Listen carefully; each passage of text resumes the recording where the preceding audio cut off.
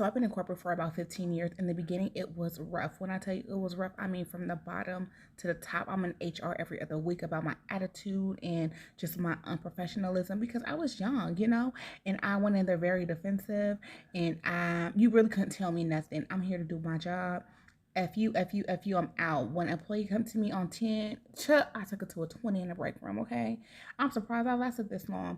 But corporate, that's where the real snakes and sharks are. If you learn that in the beginning, then it's worse than the street sometimes. So I say that to say this: if you have a negative employee, someone that's rubbing you the wrong way, sometimes you might have to change your perspective. And it's not so much them; sometimes it's you. I mean, me, as in you, the person looking at the situation in a negative standpoint. Especially those know-it-all employees; those are the best. You go up to them; they want to tell you everything. You ask them everything, and you soak up as much information as you can, use it to your advantage, and flip it on them. That's what I've been doing all these years. And you don't even have to be so direct. Just even in your email dialogue, be nice, friendly, and kind. If you show that, then they probably won't be so abrasive. I mean, each person is different. I don't know your situation. I'm just speaking from my personal experience, but I've noticed. Oh, you telling me this? Okay, bet. So if I ever have the situation, I'm coming to you and you're gonna show me. You might even do it for me. So sometimes you gotta like work with the lemons and lemonades because a lot of people deal from their ego, right? So they don't know that they're projecting what they're projecting, but you see it and you feel it.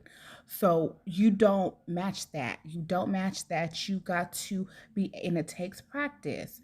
You got to be able to tweak your vision of the situation in a positive stance. And it's so hard to do. It takes practice. You're not going to learn this overnight. Like I said, I've been doing this for 15 years. I got it in the bag. And can't nobody like phase me now when I go to work. No matter if they come in with an attitude, if they don't say hi to me, none of that phases me anymore. I used to be so offended and so personal. Like, bitch, I said hi to you. You can't speak. You know what I mean? Now I just it's not me, it's them. And it's okay. It's them trying to get a reaction. So you can't let that person get a reaction from you. Like I said, people do from ego. People be on power trip. People want to, be on their high horse and things like that. Don't let none of that get to you. But don't ever like let nobody make you feel some type of way. You are enough. You are strong. You are smart. If not, you wouldn't be in that position. But use it as a learning opportunity. Don't take nothing personal. Use it as ammunition to go to the next step up. Be like, I was trained on how to do this, X, Y, and Z. So you kind of, and I'm not saying being buddy buddy with the person, but do it in a professional way and with kindness. Because they can't say nothing if you're kind. Oh, she's being so nice to me. I don't like her. Really be for real. So take those tidbits with a grain of salt in your career, in your corporate career. And if you don't want to work corporate, do it as same as an entrepreneur. When you're out here networking with people and doing your business deals, it goes far. Any relationship, you gotta gain people skills. I'm so glad that I did. My advice is if you don't have notes, you didn't write it down, it never happened. Verbal is not a good way to voice your opinion when you're going back and forth with somebody. Always follow with an email, a text message, any paper trail, stack your evidence if you feel like you're in that situation. And I'm not saying going out there looking for issues, but if you feel like your back is against the wall and you need a CYA, handle that.